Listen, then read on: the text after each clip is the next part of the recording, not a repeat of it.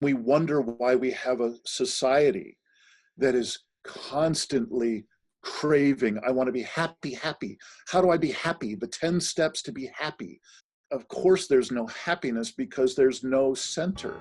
Our central connection to the web of life itself is hollowed out.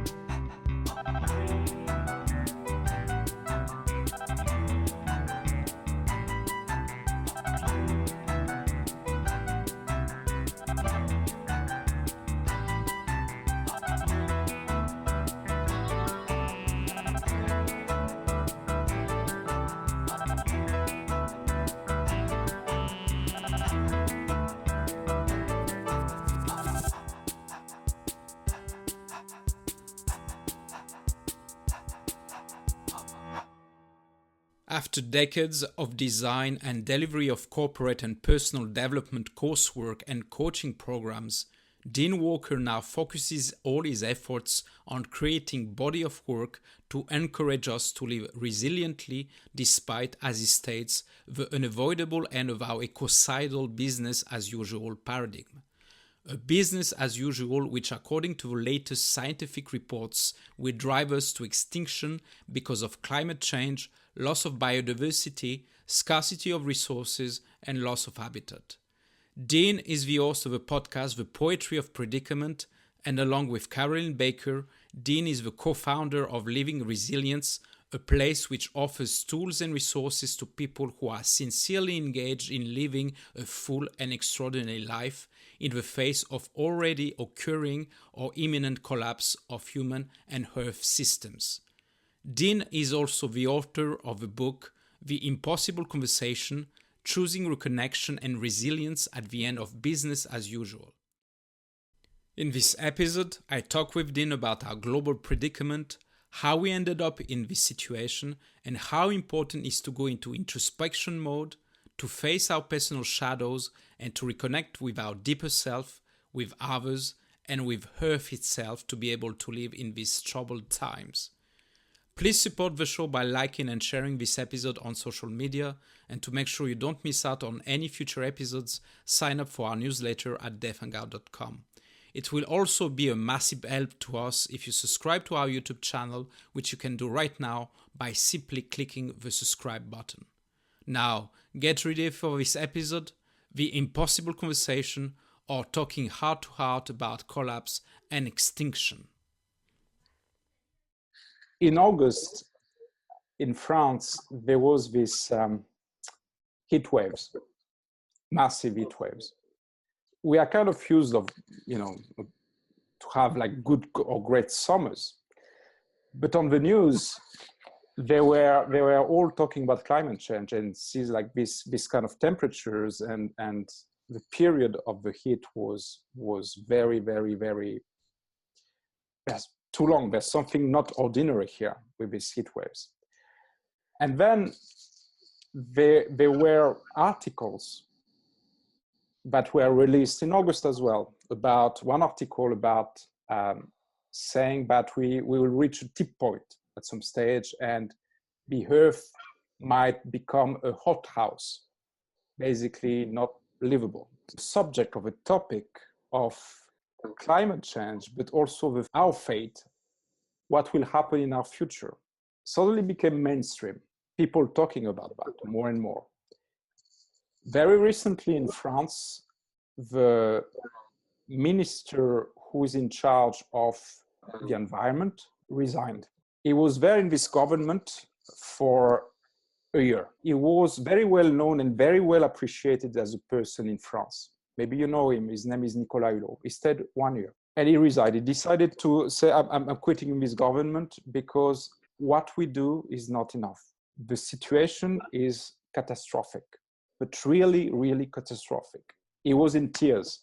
And to see somebody like that in France, where you have to be strong and always keep cool and you calm, there was something which really shifted in people. Something said, okay, there's something not ordinary.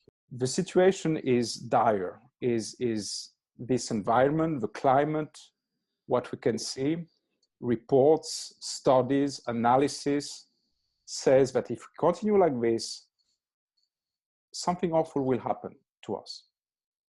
And the awful, nobody dare to say what it means, this awful, what it will really happen to us. But we all can feel it. So that happened, and then it's still back to business as usual. I feel myself kind of preoccupied with that. I feel preoccupied with what we do, with what's happening. And it feels like talking about these things is just like us talking about death, you know. But this is what this podcast is all about, is how can we face and how can we discuss and how can we exchange on something which we don't want to see or we don't want to accept, like death, for instance.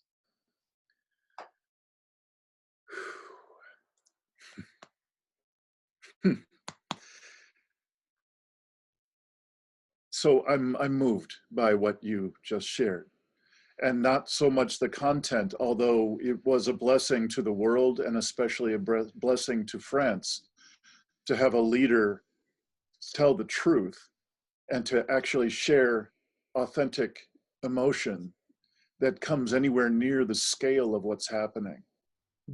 So first and foremost, thank you, Olivier, for having me here talking with you, because I respect what y'all are doing. In Death Hangout, you are taking on one of the most difficult conversations in human history, and that is just to grapple with death and loss and grief. These are things that most developed countries, especially the USA, are terrible at. We have almost no language for, and certainly no ability for, really experiencing the extraordinarily normal and healthy relationship with death, loss, grief, for you then to press right up against that which I consider to be an even larger scale conversation. And that is what's actually occurring at the scale of global conversation of death and loss and grief. That's where I get going. That's where my calling is. And it has been that way for, roughly 5 years now. My whole life, I knew that we were destroying the planet. There's a Frenchman that deeply inspired me, and I dedicated my book to him. Jacques Cousteau just deeply inspired me as a child. There was no one else who went right into my heart and showed me the miracle of this world, the beauty and the grief of what we were doing back in the 70s. And of course, we know that it's just gotten worse. And so in the past 5 years, I started to really dive in and be exposed to what could be called anthropogenic climate disruption or abrupt climate change, which is an order of magnitude more significant than the climate change that we hear about from regular sources. Literally, when I heard that material of abrupt climate change, that it was not something in 2100, and it was not something just about levels of CO2 in the atmosphere. Yes, those are significant, and some people like to talk about 2100. That's ridiculous. That timeline is absurd now. And I've seen that just in the past 5 years of writing my first book, which I put out last year. It's called The Impossible Conversation, because that's what I was left with. When I did the research to vet the abrupt climate change information, I realized I've been in the training business, corporate training or personal development training, for close to 30 years. And I knew that this conversation of what it would take to actually address what's going on is something that is literally the impossible conversation for us. I feel helpless most of the time, because when I try to talk about these urgencies, what can happen and what now science says will happen, and behind the nice terms, the nice words, which are very, nice, basically. Mm-hmm. What does it mean catastrophic, basically, for us? Or difficult or challenging, or what does it mean really? It means for us that we can expect lots of people dying. This is what it means. It feels like we don't want to see that. What we try to do with this death and Gal is, when you look at death or discuss about death, it's discussing about a certainty that will happen. We will all die. And what we believe is, in order to have a good life, you need to look at that. You need to have the end in mind. Otherwise, what do you do? Yeah. How can you be a good man? How can you be of service? How do you do the things that matters to you? How can you find your values inside you? How can we have this difficult conversation or impossible conversation with people which are so needed at the moment? Because I believe now more and more people feel it and see it, and it's backed up by science as well. If I may, I'd like to do a little bit of a mapping out of how I've answered some of these questions for myself, and I included a small fragment of this work that I'm now developing in The Impossible Conversation last year, in that book. But this one is a book, this one that I'm writing right now is a book, and then a workbook to go with it, to be able to really start to embody this impossible conversation, because it's hard enough to just talk about it. We must have some kind of mapping for this completely unknown territory, and then ideally have some way to integrate it into our experience. Since we can talk the language of coaching together, I believe that this is nothing short of the complete reinvention of coaching. You know, it's not that coaching as it's been known so far is no longer useful, or for some people in some circumstances. But from my point of view, the only relevant conversation to have is the one that you were just describing. How do we find meaning? How do I create my life as a way of serving the people I love, reaching for the things that matter most to me? And how do I do that when literally the fabric of reality is being shredded underneath us? So this is the largest scale conversation that has ever happened on the planet. I don't mean to sound overhyped, but I literally cannot find hyperbole here. There is no top end. This is literally the largest, and I would add the most violent conversation and event that humanity has ever faced. I kept asking myself the question, what got us here? And the here that I'm talking about is I'm asserting that these are not problems that we're talking about, you and I, right now. We're talking about, yes, a raft of problems, thousands of problems that need solutions. But the things that I believe you and I are talking about right now are actually predicaments. These are a scale of conundrum that we have no answers for. And we have, through willful ignorance, we have gotten ourselves past a point of being able to solve anything at that scale, says me. So I would ask myself, what got us here? And during writing the book, the answer kept coming back, some version or another. We've disconnected.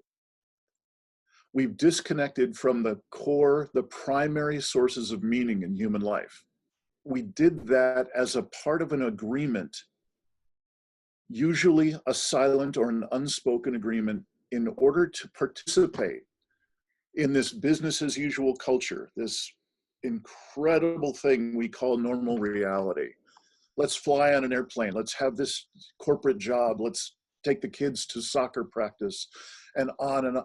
Everything is fossil fuel driven business as usual. And what I'm asserting is that in order to play that game, from when we first start touching it, we have to forfeit, we have to disconnect our connection with deeper self, with each other, and with the earth. And to give you a very quick example of that, look at any corporate executive. And if that corporate executive starts to have an upwelling of any of that core connection, that innate connection within themselves or about their right relationship with other people or with the earth. I say that as soon as they start to vocalize that, it's like the fuse is lit for them to be fired. The chance that they will go on to become the CEO or they will not. On average, that's just not going to work for them to have a sensitivity about, we're paying people slave wages in Thailand to do that, to do this service. How can we continue to do that? Or we're destroying Indonesian rainforest and orangutan habitat. We've got to stop doing that. And so what we're looking at is a culture, an entire culture that is disconnected from the primary sources of meaning in human life. And from there, we walk forward in doing our daily routine within this. We consider ourselves to be present in our lives. And what I'd like to assert is that everywhere we've disconnected with those primary sources of meaning, we have a huge blind spot, a huge hole, and we call that normal realities. And Olivia, when you were describing, in one of the times when you were speaking, you were describing that feeling in yourself. I just got to express some compassion. That's as good as it gets in our world, is a sense of disorientation, knowing that something's wrong, but really not knowing a language to speak about it, and looking around us and seeing, who can I talk with about this? Because it looks like we're gonna die. Literally within our, my old guy lifetime, we are gonna see billions of people dying. And truthfully, I'll just show my hand a little bit here. I can be a little rough in this conversation this way. I don't care about people dying. I don't mean to be heartless, but the human supremacy and the willful ignorance that has gotten us here, we're all complicit now. There's no way around it. We all know somewhere, even the deniers know, we're making this happen. And what I'm concerned about is that we literally have these global scale indicators of that things are wrong. Things are not right in our world. And we ignore them. The word I like to use as this extraordinary skill we've all mastered called overriding. We're overriding those inner signals to the point where we've lost 2/3 of the wild animals on this planet within my old guy lifetime. 2/3 of the wild animals that walk this planet are no longer here. That's not a big enough indicator. We've got projections now that the coral reefs and the world's fisheries will all be either dead or collapsed before 2050. That's not a big enough indicator. We've got winged insects on this planet that various studies are showing that up to 80% of them are gone. That's not a big enough indicator that things are not right. One of the most disturbing, our tropical rainforests have become carbon producers rather than what we've all grown up with, is that for perhaps millions of years, they've been carbon sinks. That's not a big enough signal. And notice I haven't even talked about climate change yet, because I think climate change has been so twisted into this tiny little distorted issue that really, if all we're doing is counting CO2 in the atmosphere, we're done for.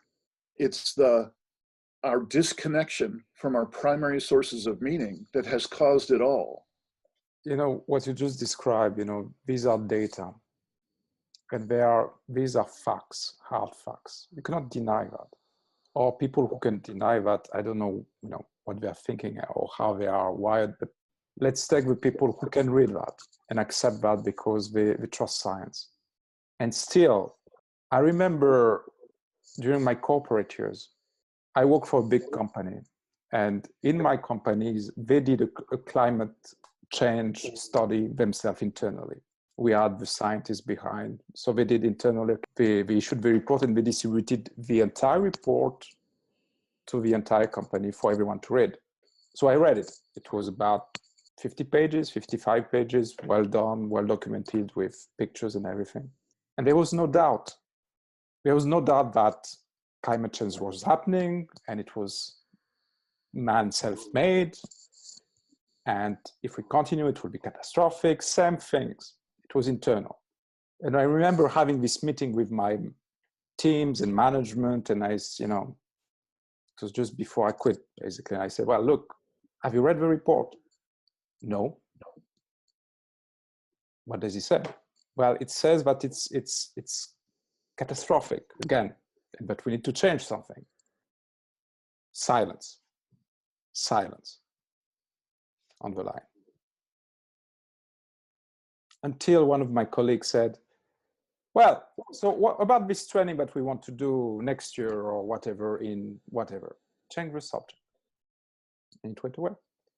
What I'm saying is, this is where my kind of anger or disappointment or sadness or whatever I have inside me is every time that I come with exactly the same facts that you just described, which are facts, hard facts, solid. Just like when I try to talk about death or what is needed to have this conversation, people will be silent and talk about something else. So that's the majority of people, well, that I've heard. And there's a small fraction who gets that. And they are just as hurt as us, I guess. Mm-hmm. You said something which I think is important. You said primary source of meaning, which I think resonates in me. And I would like to know more. So what do you define as primary source of meaning? You're asking what I mean by the primary sources of meaning in the human life. So I try to keep my inspiring questions, the questions that I motivate myself with, as simple as I can. Another simple question I carry is, how can we, and I'm usually asking from an American point of view because that's where I am. And because we're so fucked up. We are just truly fucked up. And so I'm asking, how did we get this effed up? How did it happen? I again kept coming back to, we've disconnected from anything that has the possibility of bringing us back to a connection with the web of life. I've been blessed in my years of being in the training business because I come from a lineage where we had to walk the talk. We always had to fully as we could, embody that which we were teaching, which takes practice. So if we're talking about mindfulness, that means, or meditation at all, what we would do is take on months and years of different kinds of meditation practice to be able to speak from experience. When we disconnect from the primary sources of meaning in our lives, we disconnect our ability to touch the depth of beauty that it is to be alive.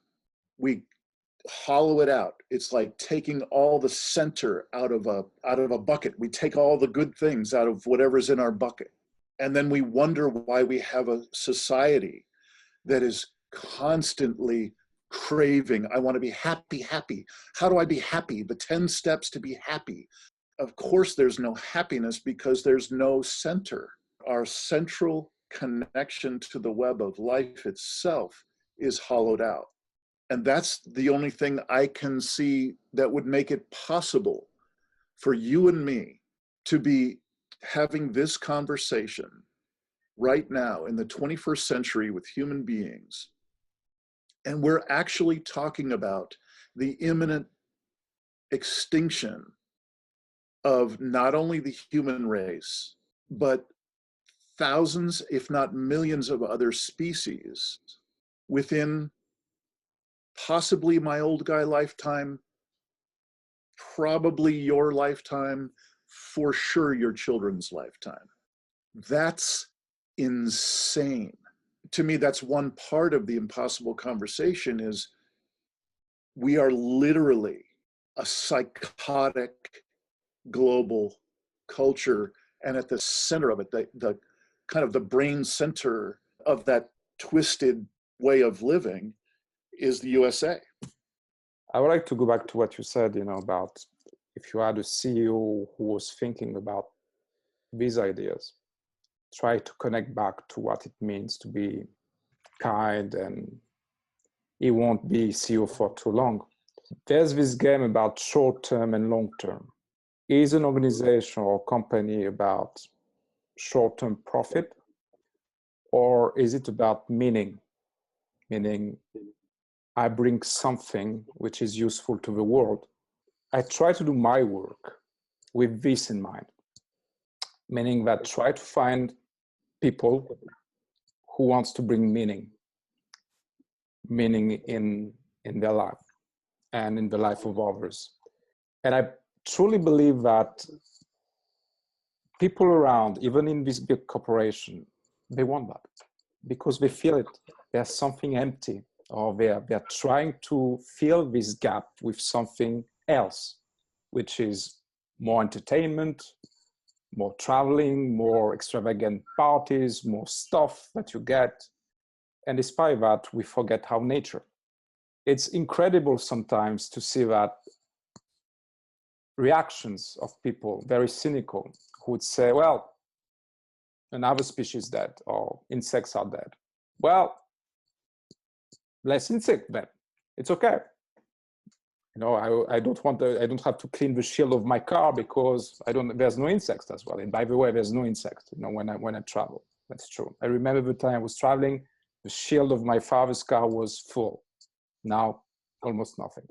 So there's this kind of what we call the Anthropocene, us, human, better than anybody else, disconnect from nature, and doesn't matter what happens here, we will find a way, we'll find a solution, like always. And this arrogance, that really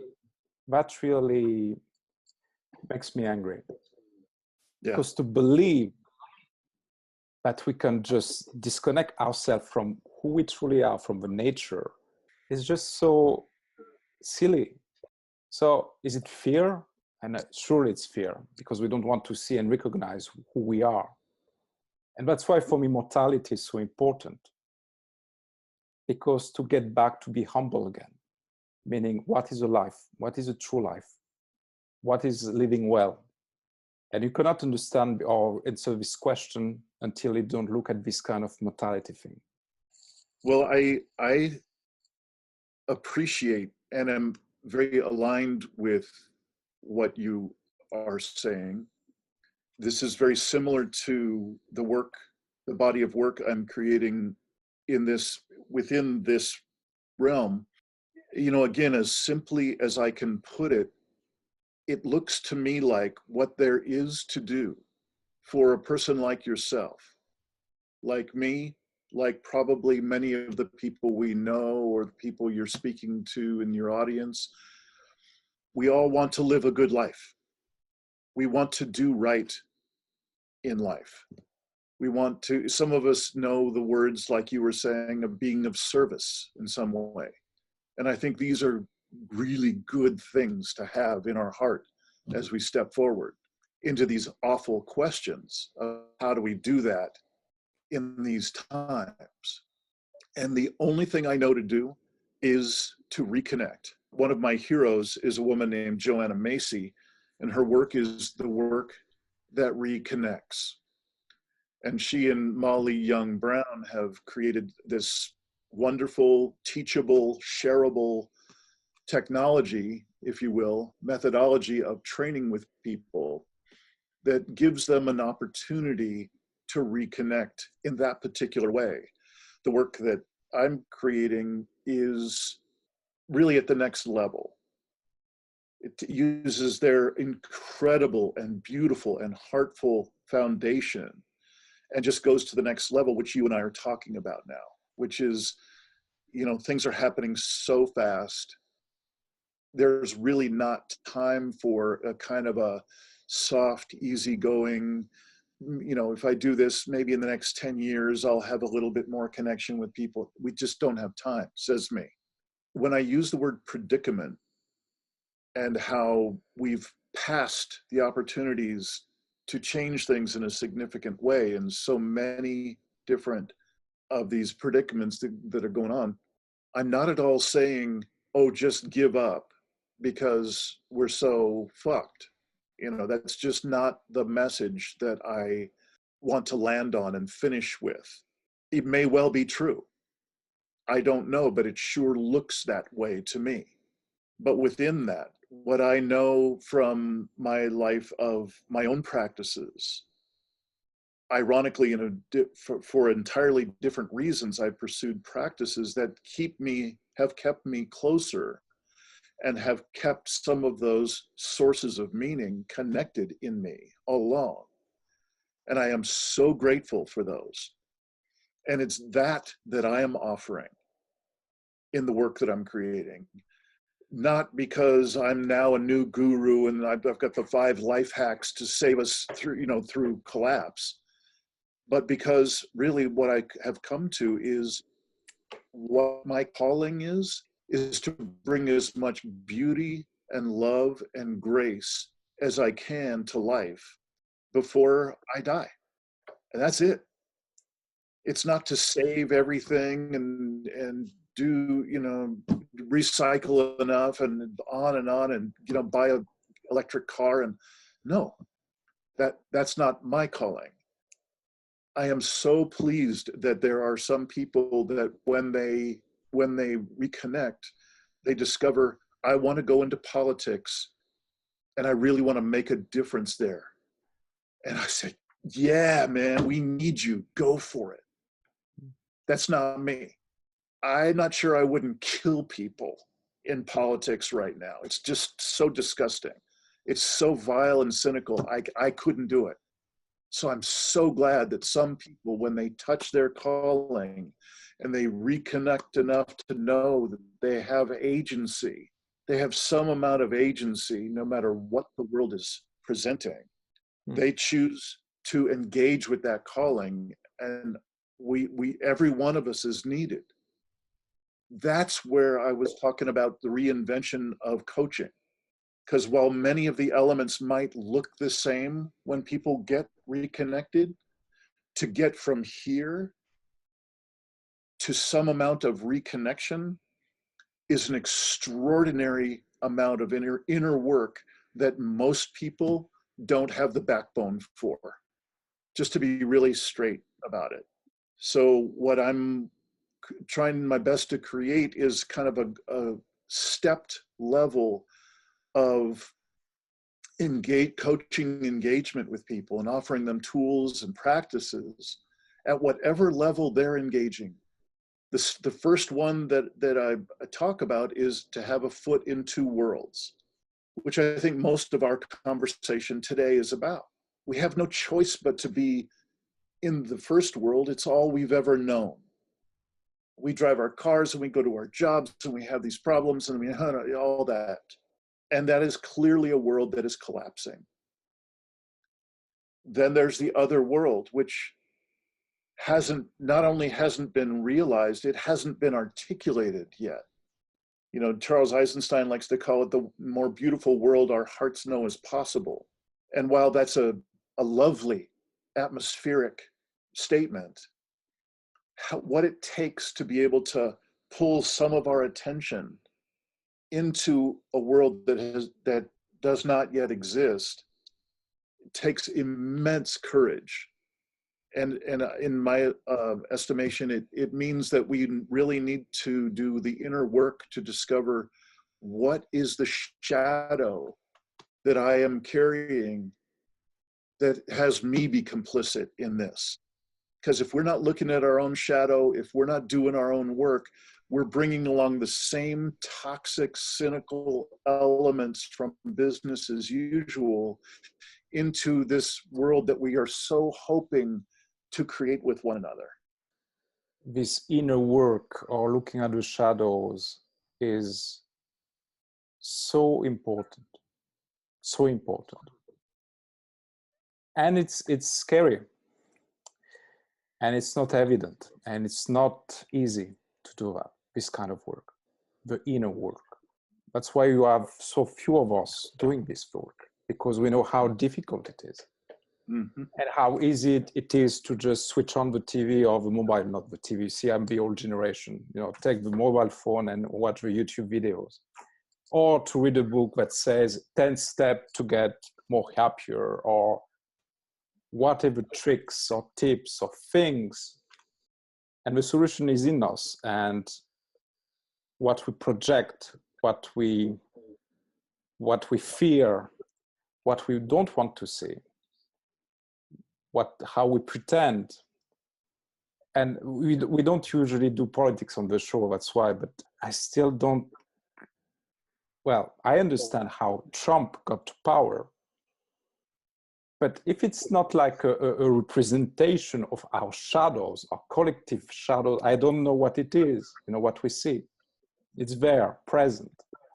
Isn't it this like death of the biodiversity, the animals, the climate? Isn't it our shadow as well, expressed in a way of us, exactly as you said, disconnected from nature, from who we really are, and what we really try to get from there? What was this thing that made us so arrogant and try to get more and more and more and more, and it's not enough?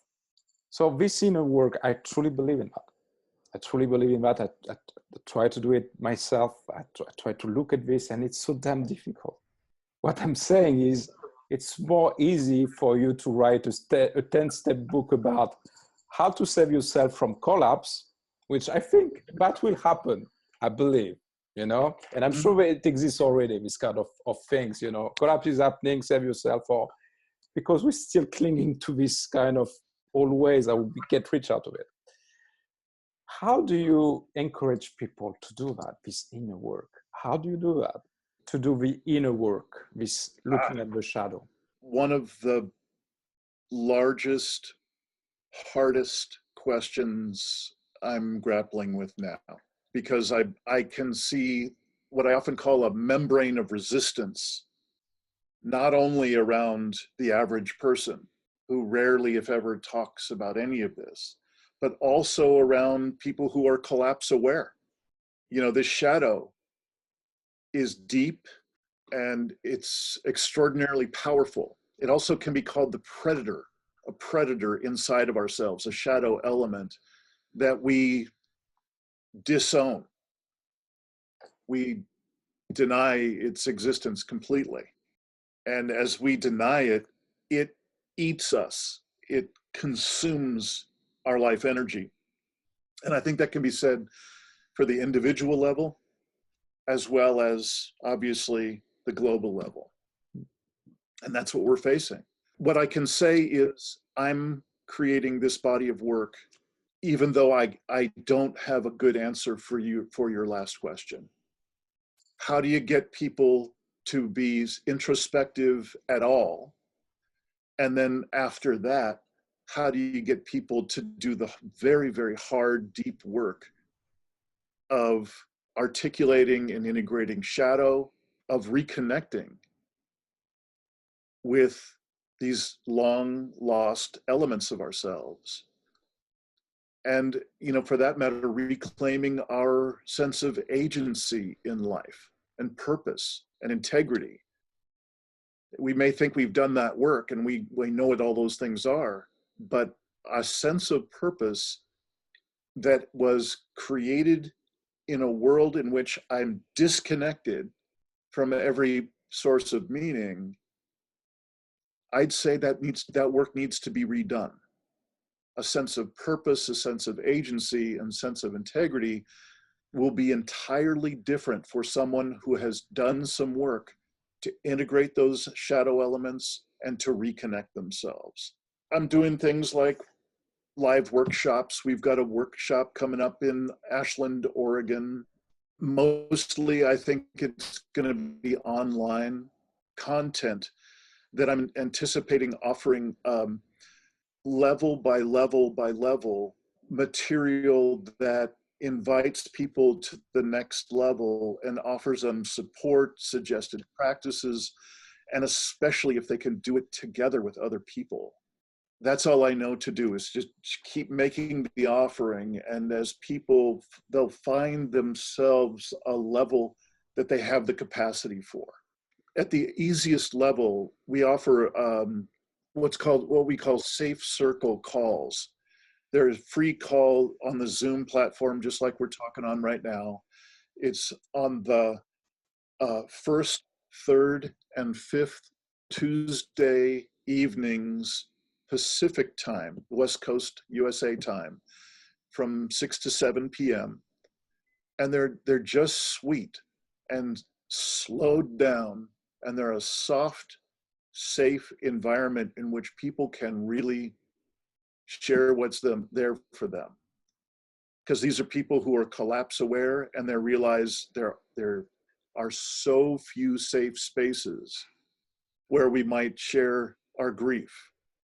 Or ironically, we might share some of the core joy that we have amidst all the rage, amidst all the chaos and craziness. There can be these moments of grace that are just absolutely exquisite. So it's not just a bunch of people whining with one another or crying or grieving. It's not just those things. In fact, the whining quotient is ridiculously low.